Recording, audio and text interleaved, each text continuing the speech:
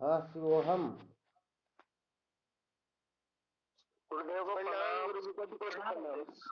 स्वामी जी शिवोहम। चरणों में कोटि कोटि प्रणाम। हाँ शिवोहम। शिवम गुरुदेव शिवम। शिवम गुरुदेव, आपके श्री चरणों में बारंबार प्रणाम, कोटि कोटि वंदन आपके श्री चरणों। शिवोहम। गुरुदेव भगवान के श्री चरणों में साष्टांग दंडवत प्रणाम। शिवोहम। हाँ शिवोहम। शिवम गुरुदेव शिवम, चरण स्पर्श। शिवोहम। अच्छा, क्या विषय चल रहा था? गुरुदेव भगवान के श्री चरणों में प्रणाम। शिवोहम। हाँ शिवोहम। क्या विषय चल रहा था? शिवम प्रणाम। शिवोहम।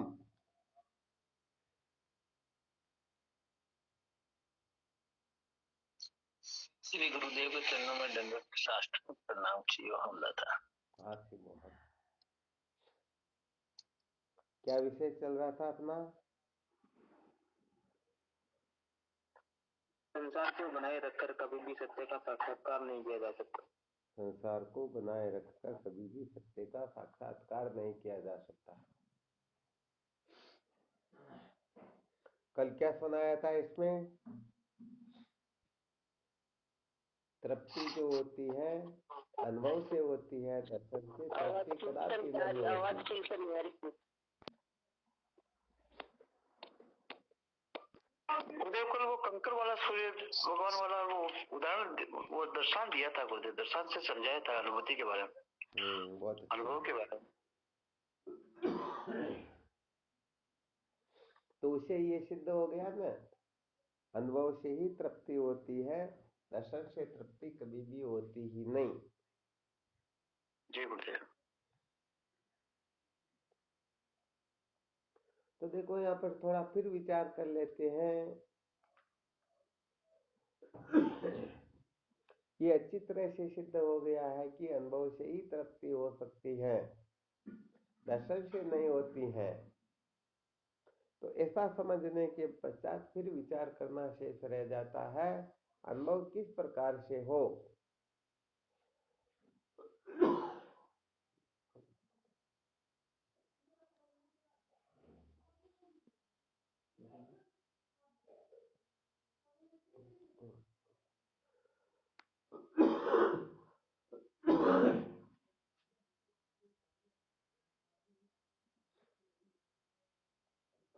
तो ये अनुभव जो होता है ना,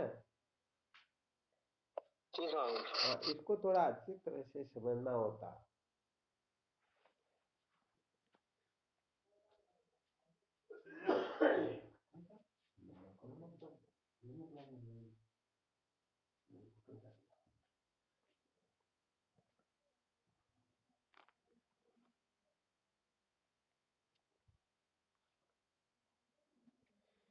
क्या होता है कि अनुभव जो होता है वह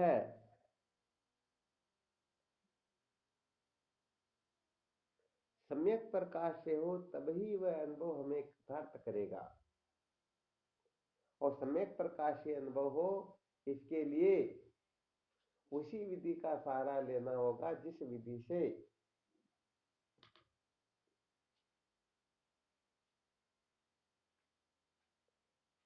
ठीक ठीक अनुभव किया जा सकता हो।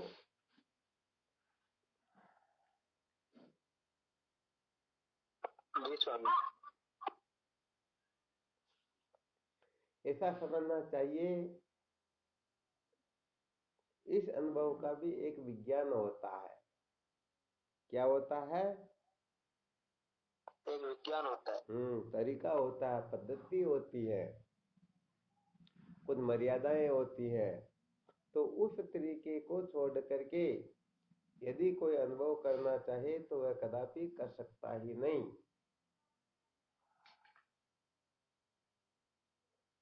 आ गया समझ में? अर्थात जिस वस्तु को प्राप्त करने का जो विधान है, उस विधान के अनुसार यदि हम उस वस्तु को प्राप्त करने की चेष्टा करेंगे तो निश्चित रूप से हम उसे प्राप्त कर सकेंगे। और उस विधान का त्याग करके हम कुछ भी करना चाहेंगे तो सचमुच में कुछ न कुछ गड़बड़ घोटाला ही होगा।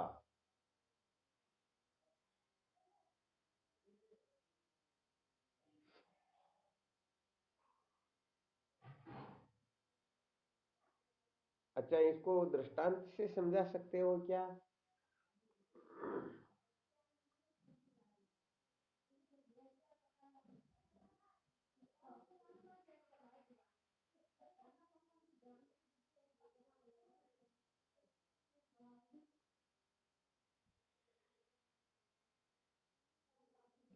नहीं आया ध्यान में?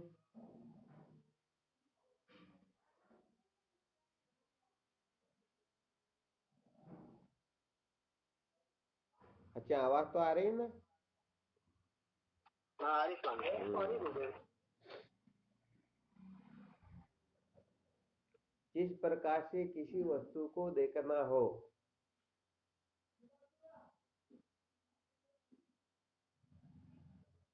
यदि कोई आंख को बंद करके फिर किसी भी इंद्रिय के द्वारा उस वस्तु को देखना चाहता हो, तो क्या यह संभव हो सकता?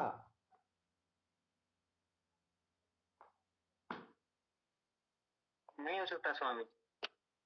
कभी भी नहीं हो सकता। अर्थात अभी जो सूत्र बताया ना, जिस वस्तु को प्राप्त करने का जो तरीका होता है, जो पद्धति होती है, उसका अनुसरण करके ही हम उस वस्तु को प्राप्त कर सकते हैं। और इसके अलावा कुछ भी करेंगे तो कुछ न कुछ दंड आदि की हम भागी हो सकते हैं।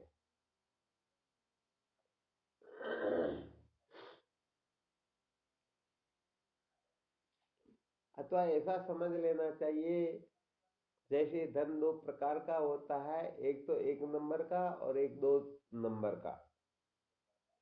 तो जिनके पास में 1 नंबर का धन होता है वो डरते हैं, या जिनके पास में 2 नंबर का डर होता है वो डरते हैं? 2 नंबर का होता है वो डरते हैं। हाँ, बिल्कुल सत्य बात। 2 नंबर का हो तो वो निश्चित रूप से डरेंगे, क्योंकि उसे पता है कि पूछ लिया कि इतने पैसे कहाँ से आए, तो फिर जवाब क्या देंगे। तो इसका मतलब वो इतने जो पैसे आए हैं अनुचित तरीके से आए या ठीक तरह से।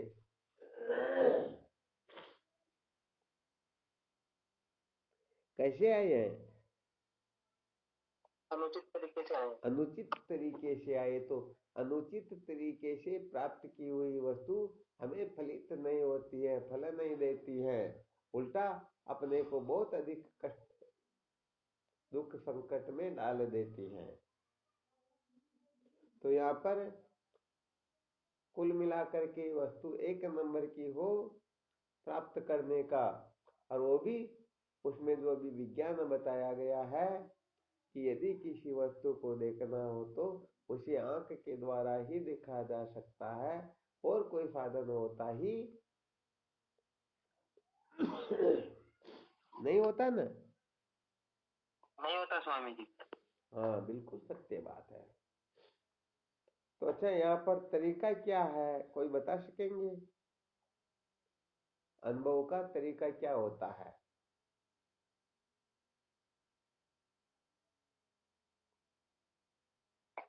स्वामी जी सत्य संप्रदाय की रीति से। हाँ, यहाँ पर वो प्रक्रिया चल रही। तरीका तो वैसे कल बता दिया था, उस पर चर्चा हो चुकी है। कई प्रकार से अनुभव के लिए किसी की आवश्यकता होती ही नहीं। अब यहाँ पर प्रक्रिया का थोड़ा विचार कर रहे हैं, किस प्रक्रिया से, किस पद्धति से ये सचमुच में ठीक ठीक अनुभव करने में समर्थ हो पाएगा।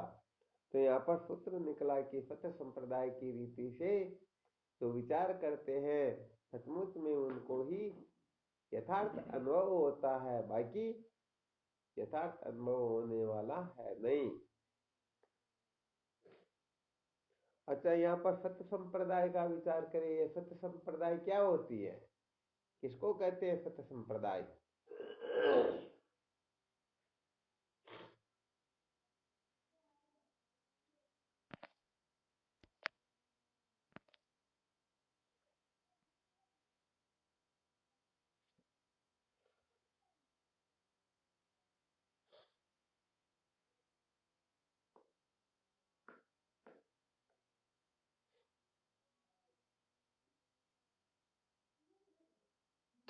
स्वामी जी पहले हमारे महात्माओं ने जिस विधि से जिस रीति से प्राप्त किया होगा। हाँ, बहुत बहुत धन्यवाद, बहुत अच्छी बात है। यहाँ पर संप्रदाय जो है ना, सम्यक प्रकार से, क्या बताया? सम्यक प्रकार से। हाँ, सम्यक प्रकार से उस तत्व का जो अनुभव करवाने वाली प्रक्रिया है उसे ही सत्य संप्रदाय कहते हैं। उसे केवल संप्रदाय कहते हैं। यहाँ पर सत का अर्थ होता है, सत किसको कहेंगे?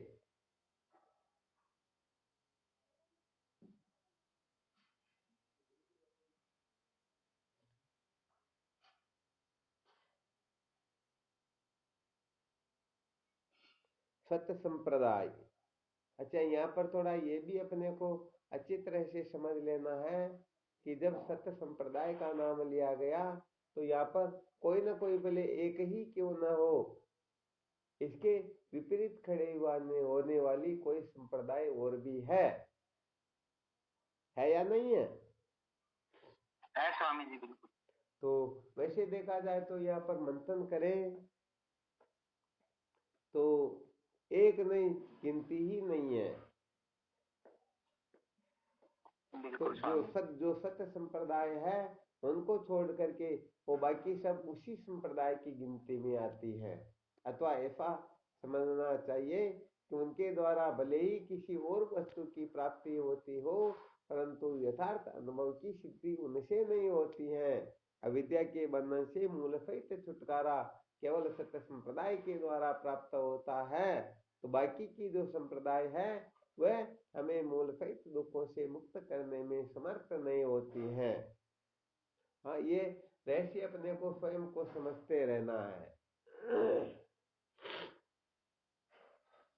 यदि इसको समझेंगे नहीं तो सच्ची बात यह है कि हम किसी को भी सत्य संप्रदाय समझ करके ध्यान देना अच्छी तरह से, इस संसार में भले ही एलकेजी में भी नहीं समझते होंगे, फिर भी वह यही कहेंगे कि हमारी जो संप्रदाय है यही सत्य संप्रदाय है।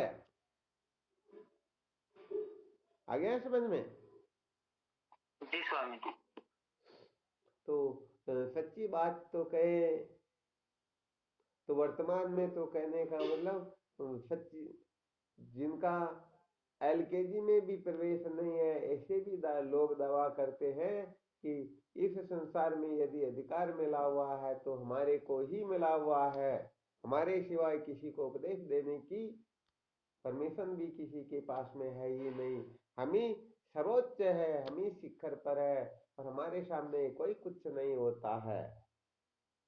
तो ऐसे ऐसे बावड़े संसार में है या नहीं? बहुत सारे। बिल्कुल है स्वामी जी।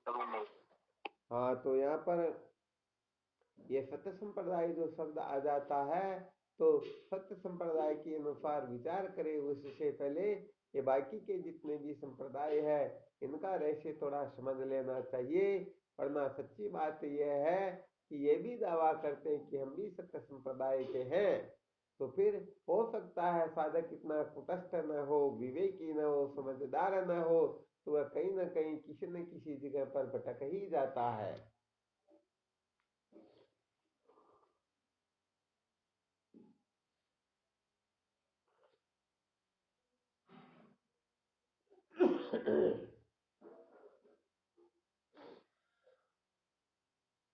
तो सत्य संप्रदाय का क्या अर्थ होगा? किसको सत्य संप्रदाय माना जाए? यहाँ पर अपने को किसी का नाम नहीं लेना है, बल्कि ऐसे सूत्र बता देने हैं जिससे कहने का मतलब पता चल जाए। जो कसौटी पर कसा जाता वही तो खरा होता है। तो इस प्रकार से जो कसौटी पर कसे जाएंगे सचमुच में उसी का नाम सत्य संप्रदाय होगा।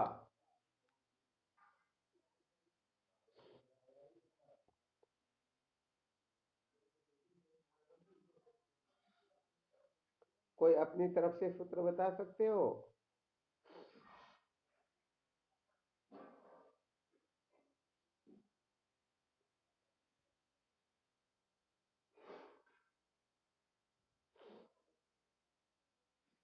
जिसके द्वारा सत्य का यथार्थ ज्ञान हो। बहुत अच्छी बात है। अपने मोहनानंद जी महाराज बता रहे हैं जिसके द्वारा सत्य का यथार्थ ज्ञान हो। अब बात यहाँ पर यह है कि इस बात को सभी तुम मत पंथ वाले हैं ना, वो सब यही कहते हैं कि हमारे द्वारा सत्य का ज्ञान होता है। अब कैसे निर्णय करेंगे कि इनके द्वारा ही सचमुच में सत्य का ज्ञान होता है? बहुत अच्छी बात बताई। परंतु बताओ सब कहेंगे या नहीं कहेंगे? कोई है ऐसा संसार में मत पंथ तो कह देगा कि नहीं नहीं, हम सत्य का साक्षात्कार नहीं करवाते हैं? है कोई ऐसा? है तो ऐसा नहीं। सब अरे यही कहेंगे, हम ही वो दुकानदार है जो आपको असली चीज दे सकते हैं, बाकी के तो कुछ समझते ही नहीं। सब यही कहेंगे ना। अब कैसे पहचाने कि भी ये सत्य संप्रदाय का है या नहीं है? स्वामी जो संप्रदाय श्रुति माता के अनुकूल हो बिल्कुल।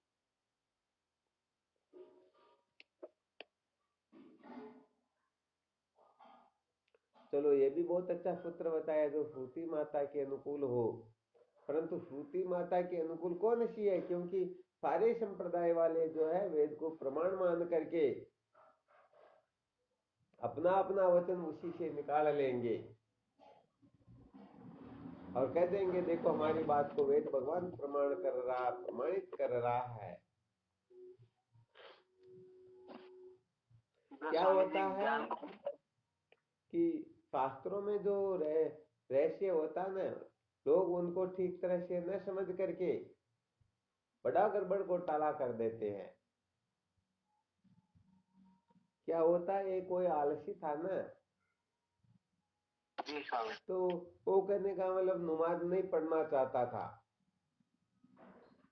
तो उसको कहा अरे भाई तू ऐसा क्यों करता है? कहा भाई कुरान में लिखा हुआ है कि नमाज मत पढ़ो, और उसने खोल करके दिखा भी दिया कि देखो इसमें साफ लिखा हुआ है। तो देखो गड़बड़ घोटाला कहां पर हुआ? वहां पर लिखा हुआ था नमाज मत पढ़ो, आगे लिखा हुआ था जबकि तुम नापाक हो। तो उसने नापाक शब्द पर उंगली लगा दी और कहा देखो इसको पढ़ करके देखो, इसमें साफ लिखा हुआ है नमाज मत पढ़ो। मैं नहीं पढ़ता हूं। तो बताओ यथार्थ रहस्य निकला क्या? नहीं निकला स्वामी। हाँ, अपने विचार सागर के अंतर्गत भी कोई चतुराई लगा सकते हैं। एक जगह पर वर्णन आता है, जब छठी तरंग का अध्ययन करेंगे उसमें आएगा, हेतु मोक्ष को ज्ञान एक नहीं, कर्म नहीं ध्यान, रज्जु सर्प तब ही नशे वही रज्जु को ज्ञान। तो वहां पर टीका जो की गई है उस जगह पर लिखा हुआ है मोक्ष का हेतु कर्म और ध्यान कहिए। अब इससे आएगी क्या, उसमें उंगली लगा दे तो वहां पर सिद्ध हो गया। वही देखो विचार सागर कह रही है मोक्ष का हेतु कर्म और ध्यान कहिए, जबकि आगे लिखा हुआ ध्यान कहिए उपासना नहीं। परंतु उंगली लगा दी तो गड़बड़ हो गया या नहीं हुआ? बिल्कुल स्वामी। तो यहाँ पर तो बड़े बड़े कहने का मतलब जालसाज लोग बैठे हुए हैं ना, पता थोड़े चलने देते। यहाँ पर तो कहने का मतलब पता नहीं कहाँ से घूंट लेकर के आ जाएंगे और ऊपर इलायची खा करके बता देंगे कि हम तो ये खा रहे हैं। तो यहाँ पर तो हाँ, गोबर की मिठाई बना करके ऊपर चांदी का वर्क लगा देंगे, कह देंगे अरे देखो हमारे जैसी मिठाई कहीं पर है ही नहीं। तो साधक क्या होता है सचमुच में इस जगह बहुत ज्यादा भटक जाता है। कहने का मतलब वो देखते करे हमारे गुरुजी, इनके पास में तो मोटरसाइकिल भी नहीं है और इनके यहाँ तो एरोप्लेन चल रही है, तो असली गुरु तो ये हो सकते, सत्य संप्रदाय के तो ये हो सकते, वो कैसे हो सकते हैं? तो ऐसे कहने का मतलब अनेक प्रकार के ये गड़बड़ घोटाले होते हैं जो साधकों को कहने का मतलब पथभ्रष्ट कर ही देते हैं। तो कैसे पता करें कि वास्तव में ये संप्रदाय श्रुति के अनुसार है या नहीं? क्योंकि इसे थोड़ा युक्ति से सिद्ध करके बताना होगा, तब थोड़ी विशेष बात होगी।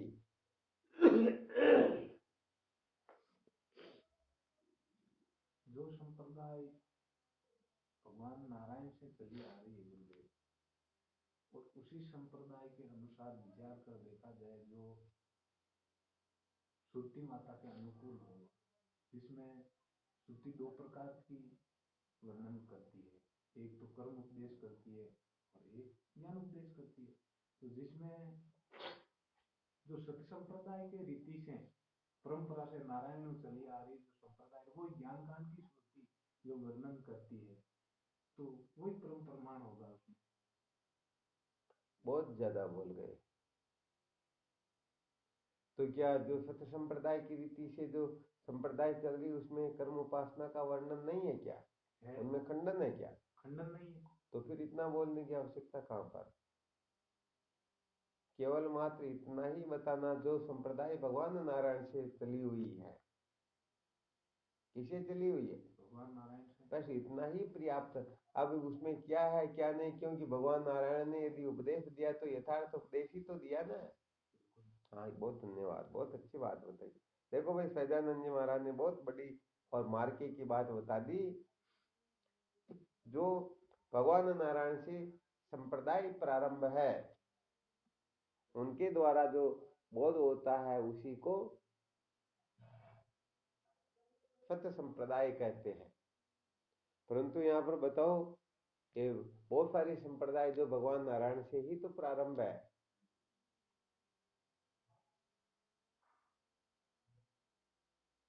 जैसे समझो वैष्णव संप्रदाय के अंतर्गत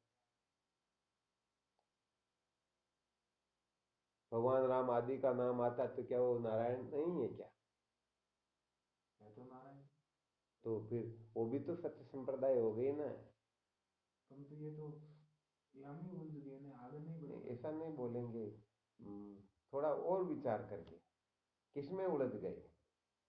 जैसे ये तो कर्म में ही उलझ गए बेचारे, आगे नहीं बढ़ पाए ना कर्म से।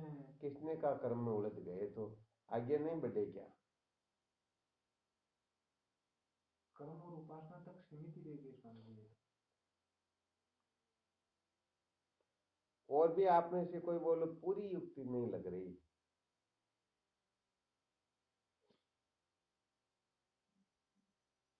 किसने क्या किया ये नहीं कहना, बल्कि अपने को यह सिद्ध करके बताना, इसलिए यह सत्य संप्रदाय है।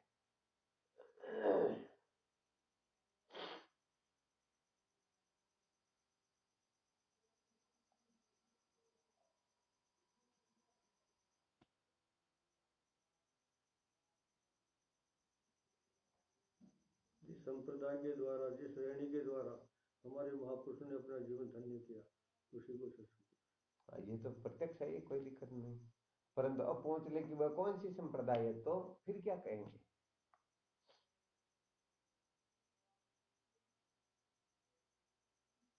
अपनी रेणी में रहे वो समदम जो भगवान शंकर ने अपनाया। हाँ, तो ऐसे कौन है जिस संप्रदाय के मध्य में भगवान शंकराचार्य जी महाराज का प्राकट्य हुआ उसे ही सत्य संप्रदाय कहते हैं। बाकी दूसरे क्या किसने क्या किया उनका खंडन मंडन यहाँ विषय थोड़ी ही है।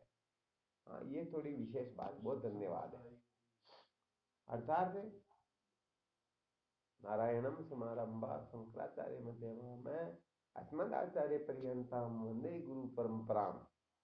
तो भगवान शंकराचार्य जी महाराज जिस संप्रदाय के मध्य में हुए वैसे ही सत्य संप्रदाय कहते हैं। अच्छा, और ध्यान देना अच्छी तरह से। भगवान नारायण आदि में, मध्य में ये, और वर्तमान में अपने गुरुदेव।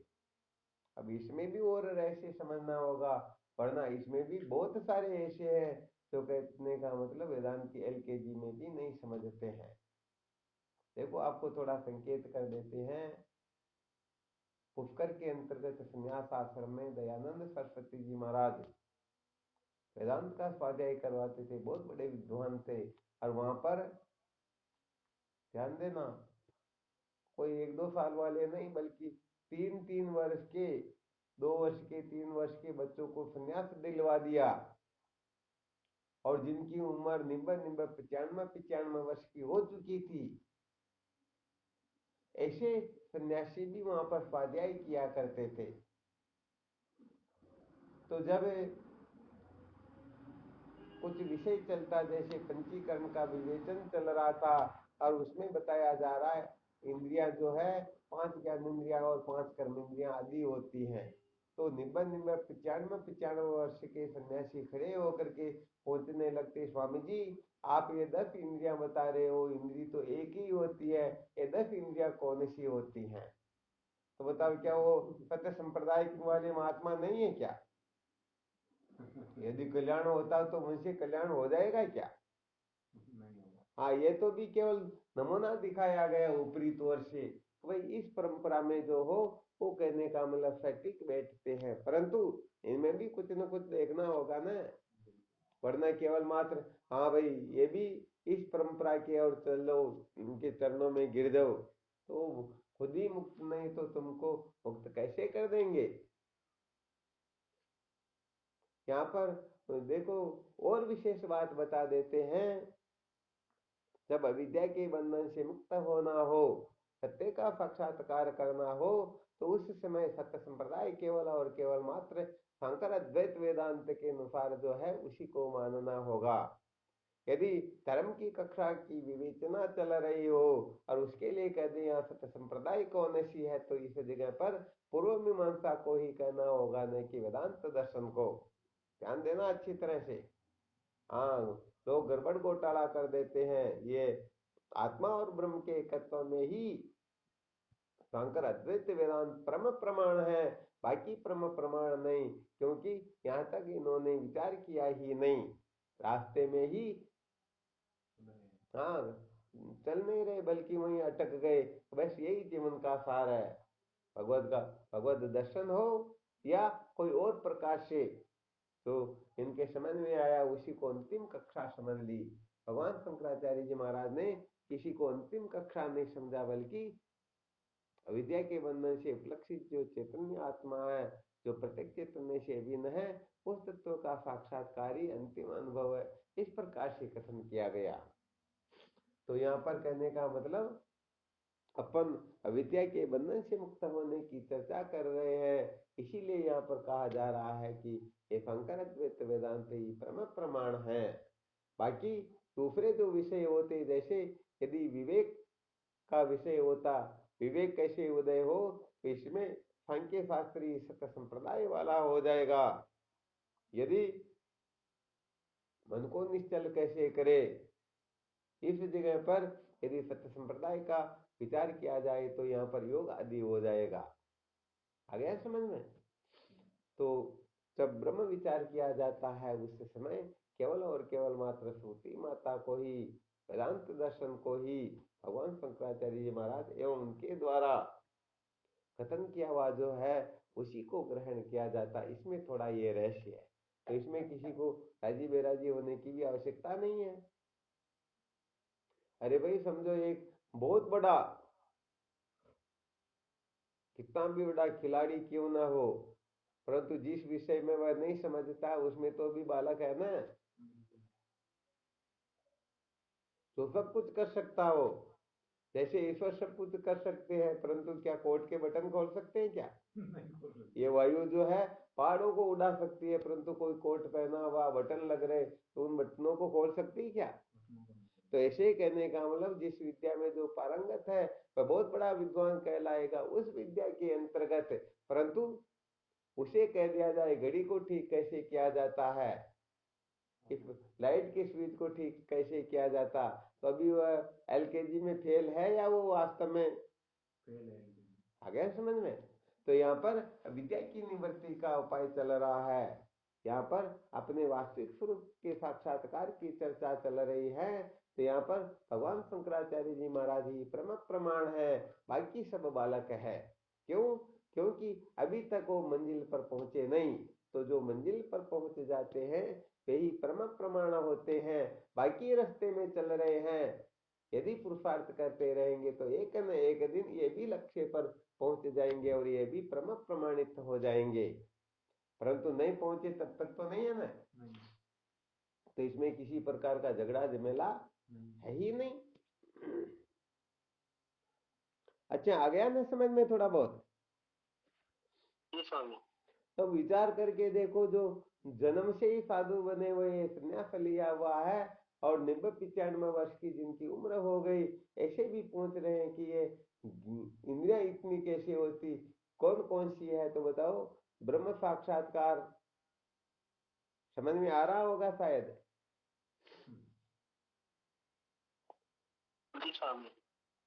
तो फिर थोड़ा यहाँ सत्य संप्रदाय की रीति का, क्योंकि भगवान नारायण से ही समस्त संप्रदाय चली है, तो उन्होंने जो उपदेश किया ऐसा तो होगा नहीं कि भगवान शंकराचार्य जी महाराज को उपदेश दिया वो रामानंदाचार्य जी महाराज को नहीं दिया, या रामानंदाचार्य जी महाराज को दिया वो शंकराचार्य जी महाराज को नहीं दिया, ऐसा तो नहीं है ना। नहीं है स्वामी। हाँ, गुरुदेव तो चाहे शिष्य कैसा भी हो युक्ति युक्त ही उपदेश करेंगे, जो सचमुच में उपदेश करना चाहिए वही उपदेश किया जाएगा। हाँ, यहाँ पर गड़बड़ क्या हो जाती है, बस इसी का हमें मंथन करना है। एक तो उसको ठीक तरह से समझ लेता है और एक अधूरा समझता है, ठीक नहीं समझता। अरे भाई, विरोचन और इंद्र ब्रह्मा जी के यहाँ 32 वर्ष तक ब्रह्मचर्य का पालन कर उनकी सेवा करते हैं, और जब ब्रह्मा जी उनको उपदेश करते हैं तो इंद्र तो कहने का मतलब विवेकी होने के कारण समझ जाता है कि ये शरीर आत्मा कैसे हो सकती है, और विरोचन इस शरीर को ही आत्मा समझ लेता है। तो बताओ, ब्रह्मा जी ने जो उपदेश किया दोनों को एक किया या अलग अलग किया? एक ही किया। उन्होंने कहा कि जिनको तुम देखते हो उनका बिंब है, जो बिंब है वही अमृत है, वही अभय है, वही शिव स्वरूप है। अब उन्होंने प्रतिबिंब को ही सब कुछ समझ लिया, तो गड़बड़ ब्रह्मा जी में है या इंद्र विरोचन में है? तो इंद्र विरोचन में। तो चले तो दोनों उनके ही है ना। तो एक तो विवेकी होने के कारण पुनः पुनः जा करके फिर सत्य का साक्षात्कार कर लेता है, और दूसरा प्रचार करके पता नहीं क्या का क्या कर देता है।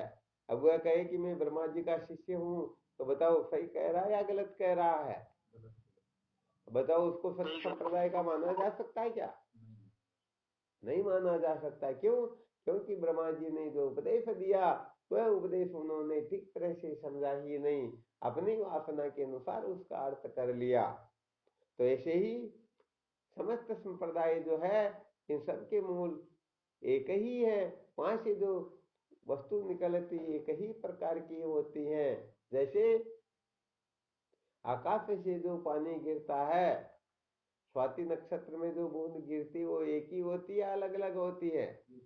परंतु केले में गिरने से कपूर बन जाती है, सर्प के मुख में गिरने से जहर हो जाती है, और सीपी में चांदी हो जाती है, मोती हो जाता है। होता है या नहीं होता? और ऐसे ही और बहुत सारे दृष्टांत आते हैं। तो बताओ, वो एक ही वस्तु फिर तीन कैसे हो गई? तो यहाँ पर सच्ची बात कहें तो जो वासना के अनुसार अर्थ करते हैं वे भले ही भगवान नारायण के साक्षात शिष्य क्यों न हो, फिर भी वह बहिर्मुख हो जाते हैं, वो सत्य संप्रदाय से भटक जाते हैं। तो यहाँ वासना का कोई प्रयोजन है क्या? थोड़ा बहुत यहाँ पर वासना का कुछ है ही नहीं।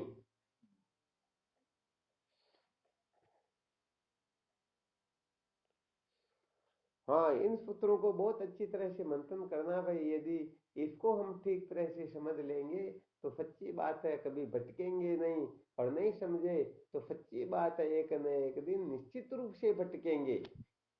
हाँ, ये बिल्कुल पक्की बात है।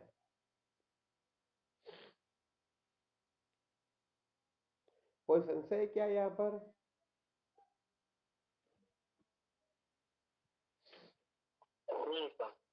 नहीं है ना। तो देखो यहाँ पर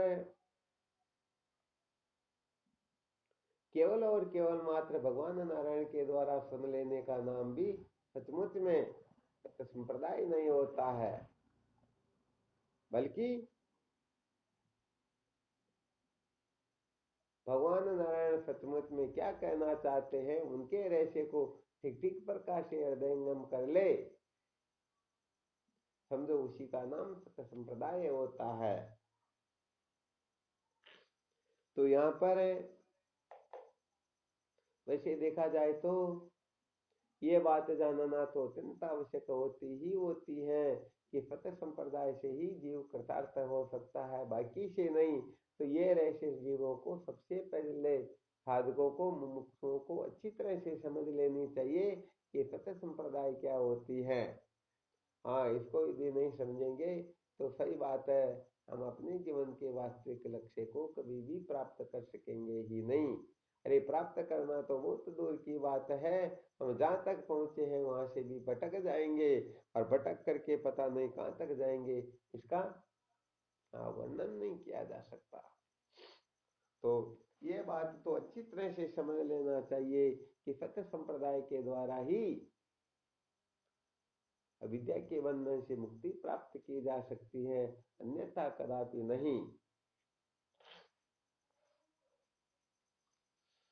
अच्छा, तो अभी जैसे विचार करके देखो, अभी जो कहा ना, इस परंपरा में नाम लेकर के जैसे बता दिया, तो क्या दूसरी परंपरा में महापुरुष नहीं हुए क्या? क्या ब्रह्मवेता नहीं हुए क्या?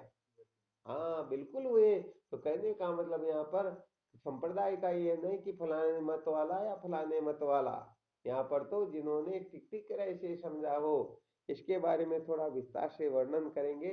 तभी इसलिए शुरू नहीं कर रहे हैं कि अभी विषय पूरा भी नहीं होगा, कल याद रखना इसी विषय पर फिर विचार करेंगे कि वास्तव में सत्य संप्रदाय क्या होती है, किसका नाम सत्यमुत में सत्य संप्रदाय है। हाँ, वो कहने का मतलब किसी भी देश का, किसी भी वेश का रहने वाला क्यों न हो, किसी भी भाषा में समझने समझाने वाला क्यों न हो, उस प्रकार से यदि वह ब्रह्म विद्या ग्रहण करता है तो समझो वह सत्य संप्रदाय से ब्रह्म विद्या प्राप्त कर रहा है। ऐसा नहीं है उसके अलावा भले करोड़ करोड़ उपाय क्यों नहीं कर रहा हो तो भी वह सत्य संप्रदाय का नहीं कहलाएगा। ये थोड़ी विशेष बात है। आ रहे में अच्छी तरह से समझ में? जी स्वामी। हाँ, बिल्कुल बिल्कुल। तो इसके लिए बस सर्वप्रथम अच्छी तरह से यही निश्चय करो, कहने का मतलब एक बंधा हुआ व्यक्ति दूसरे बंधे हुए को खोल नहीं सकता है। तो ये बाकी सभी जो संप्रदाय हैं, ये किसी न किसी प्रकार से इनका कहीं न कहीं पर आग्रह बैठा हुआ है, चाहे अहम में हो, चाहे इदम में हो, तत्व में हो या तोम में हो, कहीं न कहीं पर आग्रह बैठा रहता है। अर्थात जब तक श्रुति सम्मत सिद्धांत, हाँ, थोड़ा बहुत भी उसमें कचरे का समावेश हो जाता है तो बड़ा गड़बड़ घोटाला हो जाता है। तो वास्तव में श्रुति का जो परम तात्पर्य है, उस परम तात्पर्य का ठीक ठीक जिन्होंने निश्चय किया है, सचमुच में उसी को सत्य संप्रदाय कहते हैं। परंतु इस प्रकार का ज्ञान किनको किस प्रकार से किस युक्ति से हुआ है, वही वास्तव में सत्य संप्रदाय का कहलाएगा। इसके ऊपर फिर कल विचार करेंगे।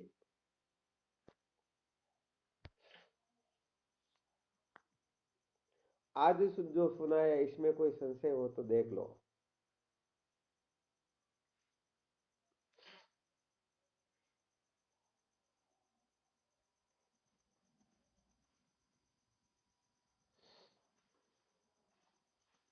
इन्हें तो समझिए संशय तो कहीं कौन है, हम्म, ये तो दूसरे संप्रदाय आ सके भी हमारी संप्रदाय। बस यही तो कल विचार करेंगे, क्योंकि सभी यहाँ पर यही कहेंगे हम भी तो सत्य संप्रदाय के हैं।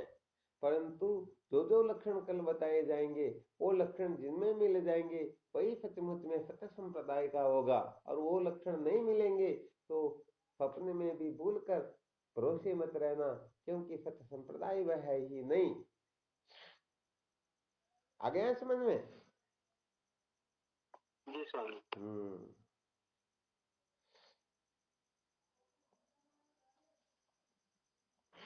चलो ठीक, फिर करो चिंतन मनन, ठीक है ना? प्रणाम गुरु जी, कोटि कोटि प्रणाम। हाँ, शिवोहम शिवोहम। शिवम गुरुदेव, आपके श्री चरणों में बारंबार प्रणाम, हाँ, कोटि शिवोहम। वंदन आपकी। शिवम महाराज। हाँ, शिवोहम। स्वामी जी के चरणों में साष्टांग प्रणाम। हाँ, शिवोहम।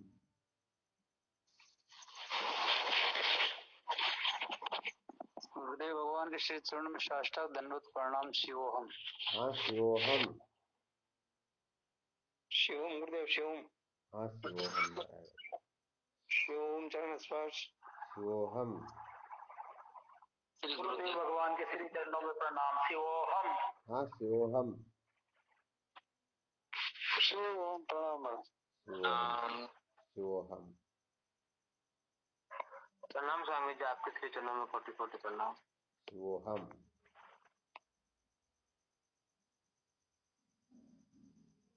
कोटि कोटि प्रणाम स्वामी जी आप। हाँ शिवोहम।